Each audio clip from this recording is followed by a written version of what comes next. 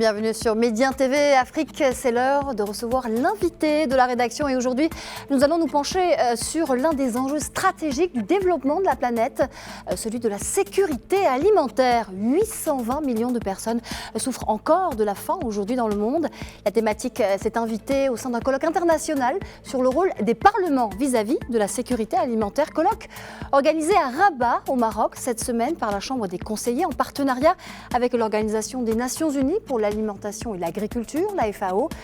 Quels sont les moyens de remédier aux graves pénuries de production alimentaire? Comment adapter les exigences de la production alimentaire à la croissance démographique mondiale? Des questions qui doivent tenir compte d'une population qui augmente et qui vit surtout en majorité en milieu urbain aujourd'hui. Voilà les premiers axes que je vous propose d'aborder, les questions que se sont posées les participants de ce colloque.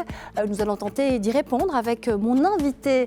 J'ai le plaisir de recevoir Adel Roubeid, ministre conseiller spécial du président de la République du Niger. Je vous propose de commencer par un bref état des lieux, des enjeux de la sécurité alimentaire aujourd'hui dans le monde, des enjeux directement liés au développement durable, à l'agriculture aussi, mais pas seulement. Absolument, absolument. Aujourd'hui, la question de la sécurité alimentaire, il faudra la mettre aussi dans le contexte de la crise climatique, mais également de la sécurité au sens général du terme. Donc la complexité de la question, d'ailleurs, se trouve à ce niveau, c'est que la sécurité alimentaire n'est pas une question à part qu'on peut traiter séparément des autres sujets de l'actualité et même de notre temps.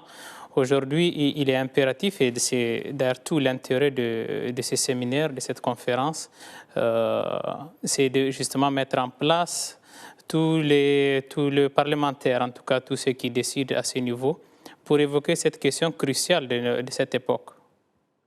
Alors, 820 millions de personnes souffrent de la faim encore aujourd'hui dans le monde. 2 milliards sont, elles, dans une situation d'insécurité alimentaire, un défi immense. Comment les parlements peuvent-ils contribuer ou contribuent-ils déjà à relever ce défi ?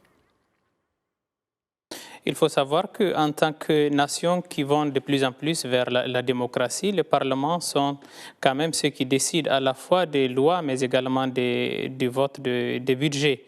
Donc il est extrêmement important que les parlementaires soient sensibilisés. Ils sont d'ailleurs les premières personnes, des élus qui sont à l'écoute de leur population, de leur communauté. Nous pensons que l'initiative de tenir cette conférence à Rabat est très certainement pertinente et qu'elle va dans ce sens que les parlementaires, les élus en général, ont un rôle à jouer puisqu'ils seront le véritable courroie de transmission de ces décisions. Adel Roubeid, le continent africain est directement concerné par cette problématique de la sécurité alimentaire. Si certains pays se développent de manière fulgurante, d'autres font face à un terrorisme qui prend en otage leur croissance économique. Sans paix, il n'y a aucun développement possible. En vérité, l'Afrique, effectivement, se trouve dans une situation assez étrange où certaines nations ont réellement démarré pendant que d'autres sont à la traîne. Et il faut dire que ces nations qui sont à la traîne, c'est qu'elles doivent aussi gérer des situations complexes, nouvelles, qui, comme nous le disions hier au niveau de la conférence, au-delà de toute la stratégie mise en place par ces nations, dont le Niger, nous sommes maintenant confrontés à la problématique sécuritaire, à l'activité terroriste au niveau du Sahel, qui a son lot de déplacement des populations et qui perturbe totalement nos prédictions dans la prise en charge des populations. Et il faut rappeler que ces nations aussi traînent un peu dans ce démarrage vers la prospérité ou la sécurité alimentaire parce que elle doit faire face aux problèmes climatiques, à la crise climatique actuelle et auquel il faut ajouter une réduction donc des terres arables. Tout ceci est source de conflits et donc source de retard. Vous venez de l'aborder, oui, l'Afrique vit essentiellement aujourd'hui grâce à une agriculture de subsistance, tributaire de changements climatiques, vous venez de le souligner, des changements qui poussent à l'exil des millions de personnes. Alors quelles sont les alternatives pour faire face à l'urgence de la situation ? Je pense que la première alternative, c'est très clairement, c'est une coopération, c'est une solidarité africaine d'abord. Et ensuite, il est impératif de regarder ce que le paysan africain fait, en ce sens que c'est à lui qu'il faut s'adresser et il ne faut absolument pas, et c'est ça peut-être l'erreur des décennies passées, c'est de calquer un modèle qui est préfabriqué par des experts très éloignés des réalités du terrain africain. Donc nous pensons, c'est d'ailleurs l'initiative auquel j'allais en venir au Niger, que nous avons nommé les 3 N, c'est-à-dire les Nigériens nourrissent les Nigériens. C'est une initiative du président Mahamadou Issoufou qui consiste justement à ce que les paysans et l'agriculteur et les pasteurs, puisqu'il y a des populations pastorales, se réapproprient cette dynamique, cette thématique de la prise en charge par elle-même. Les Nigériens qui aident les Nigériens, les Africains qui aident les Africains. Vous venez de le dire, l'une des alternatives, l'une des solutions, c'est aussi la coopération Sud-Sud. À ce titre, quel regard vous portez sur l'engagement du Maroc, notamment pour atteindre des objectifs de développement durable ?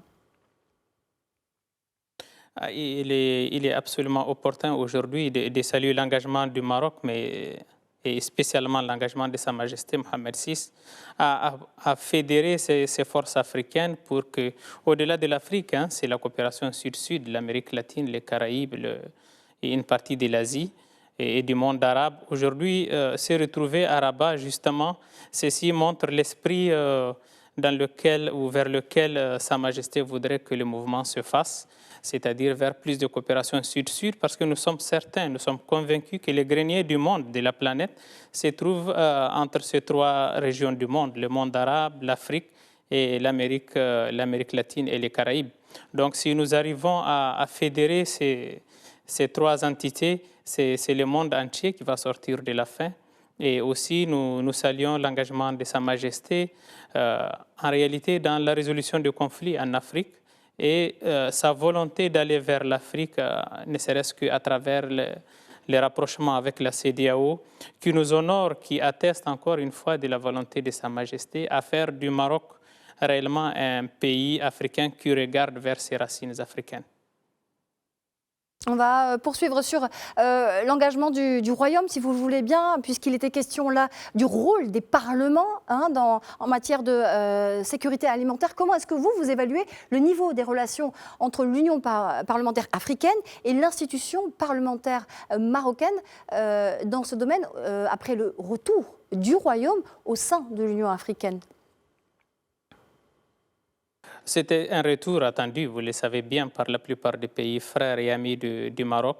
Aujourd'hui, nous voyons bien le dynamisme du Parlement du Maroc et qui s'inscrit définitivement dans cette recherche, encore une fois, de la coopération et du rapprochement des points de vue. Et autre chose qu'il faut rappeler ici, pour vraiment parler spécifiquement, c'est de l'expertise marocaine dans l'agriculture qui va être aussi une alternative à explorer, puisque la coopération Sud-Sud en question, c'est aussi une question de transfert de technologies, un transfert de connaissances, d'expertise, d'expérience. Nous pensons que tout ceci illustre parfaitement le retour éclatant du Royaume du Maroc dans l'Union africaine, dans la construction de l'Afrique. Voilà un facteur clé de passer de l'agriculture de subsistance à une agriculture commerciale sur le continent africain. Adel Roubeid, merci d'avoir répondu à nos questions. Merci à vous. Je rappelle que vous êtes ministre. C'est un plaisir. Plaisir partagé. Je rappelle que vous êtes ministre conseiller spécial du président de la République du Niger. Merci à vous également. Je vous souhaite une excellente suite des programmes sur Média TV Afrique.